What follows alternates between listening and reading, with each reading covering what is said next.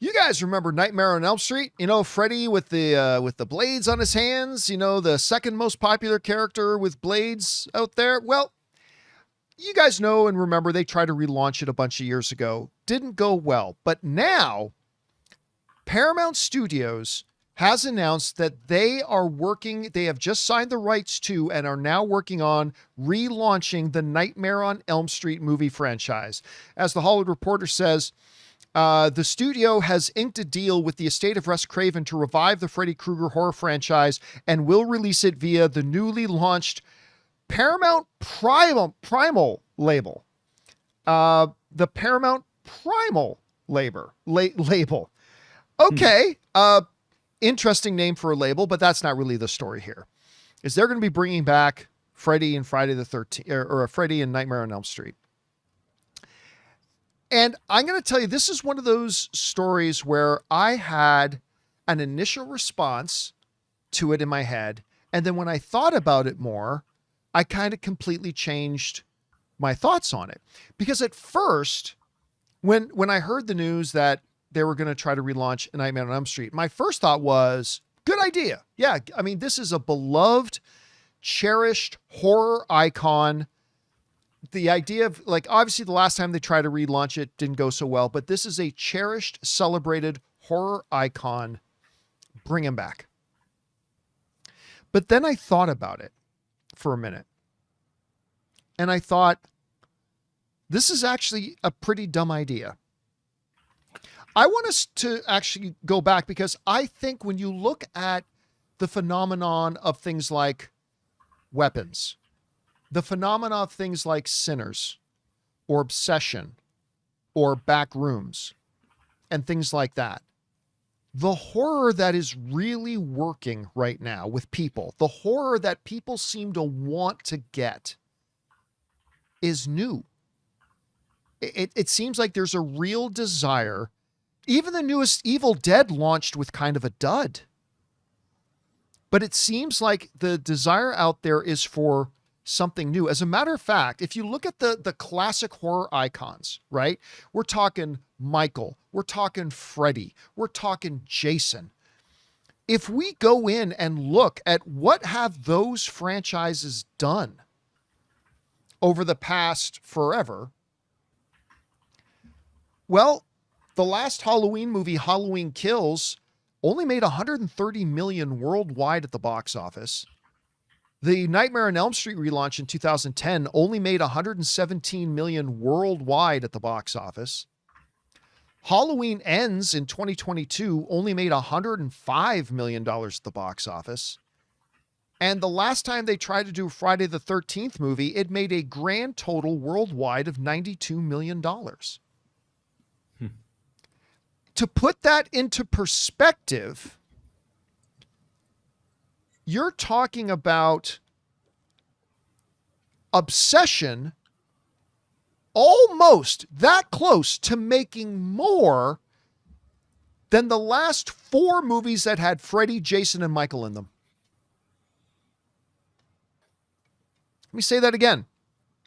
Obsession, which wasn't a worldwide box office phenomenon by any stretch. It's not like it made $800 million. It made 400 and change. But Obsession by itself has nearly made more than the last 4 movies with the all-time great horror icons, Freddy, Jason, and Michael. And so when you look at these numbers, and the numbers don't lie, much like my hips, gentlemen, the numbers don't lie. What? I just think that at this point, trying to go back, and I think it's kind of folly to try to go. I know they're trying to relaunch a new Friday the 13th series with Crystal Lake. But I almost feel like they need to wait another 15 to 20 years and then bring back the great legendary horror icons. Because I feel like right now, I just think, again, I'm just going to point to the numbers. I think right now the numbers are indisputable. The stuff that is clicking with horror fans right now is not legacy titles. It isn't Evil Dead. It isn't Freddy. It isn't Michael. It isn't Jason. It's the new stuff. There, it seems like the horror audiences is craving new stuff, and because of that, I don't know if trying to go back to the well and do another Freddy movie right now is the best idea. Admittedly, I'll go see it. I'm always going to go see anything you put in and say it's Freddy Krueger. I'm just going to go see it.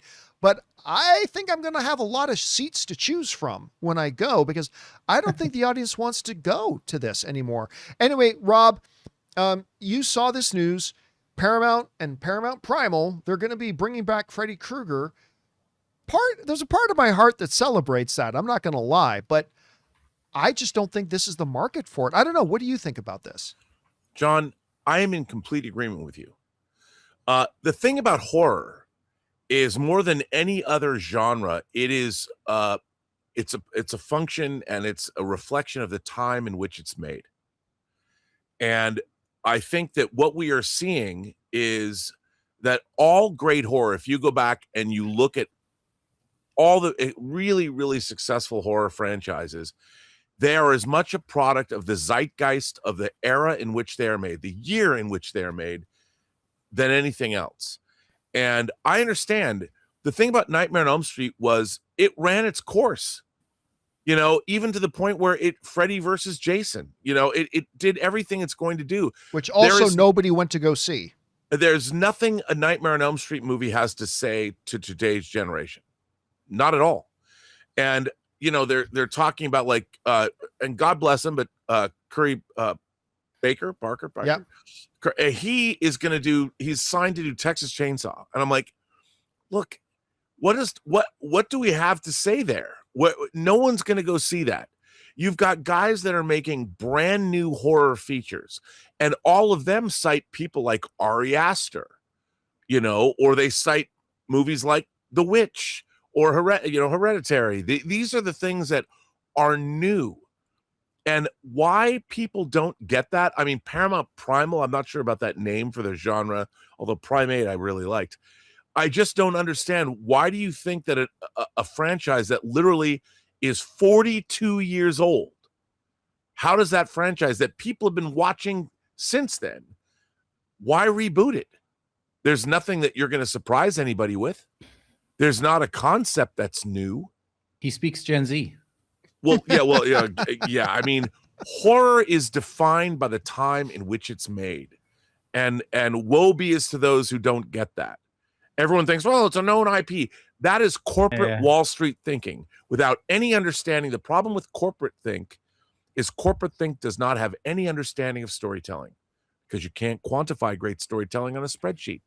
You can only quantify the results of great storytelling, and money doesn't necessarily have anything to do with it. But you've got to give, what have we seen today? A $750,000 film that was acquired for $15 million at Toronto has made $426 million. That's what you're looking for. You're looking for modern takes, not of old franchises, but of what life today. Why is life today horrific? Why is life today scary? That's what you're looking for, not something that came out 42 years ago. And by the way, I want to point this out. There's a couple of titles some people seem to be throwing out. Like, I saw somebody in the live chat say, well, what about It? Well, it was a television miniseries 40 years ago. I mean, it was never a Freddy, Jason, whatever. So for many people, it was a brand new thing. Some people are also in the live chat saying, but Scream 7 was a big hit. Scream 7 made $200 million and was one of the worst films ever made in history, granted. But I mean, Scream 7 made $200 million.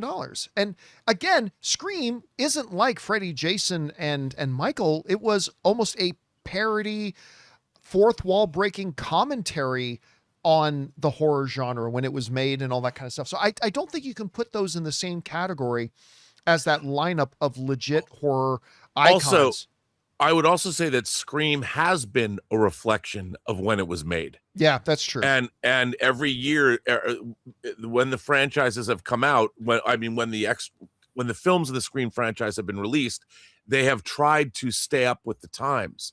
They've added our modern era to each one of those films. Yeah, I'm just saying, when you look at what is really working today, it's not the old legacy stuff. No. It tends to be these new takes. So again, there's a part of my heart that is very happy they're going to be doing another Freddy, and I will be there personally. I just don't know when I look around if there's going to be many people around me in the theater when they do. So we'll see. We'll see what happens. Guys, question is for you. What do you think about this? They are bringing back Freddy Krueger, but do you think people are going to care? I mean, really, when you look at the history of the last number of Freddy, Jason, and Michael films, none of them have done any business. Do you think suddenly that'll change? Maybe it will in the hands of the right director. Who knows? Whatever you guys think, jump down into the comments section below and let us know your thoughts.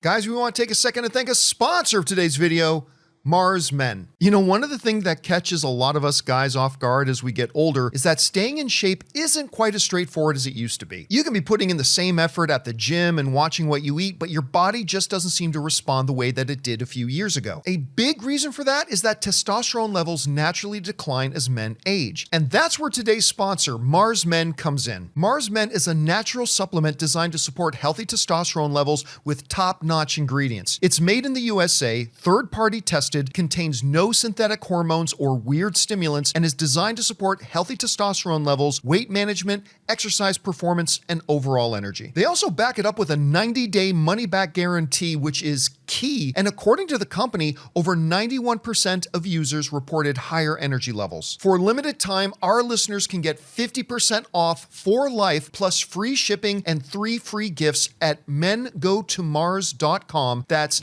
mengotomars.com for 50% off and 3 free gifts when you check out. And it's also available on Amazon. After you purchase, they'll ask you where you heard about them. Please support our show and tell them our show sent you.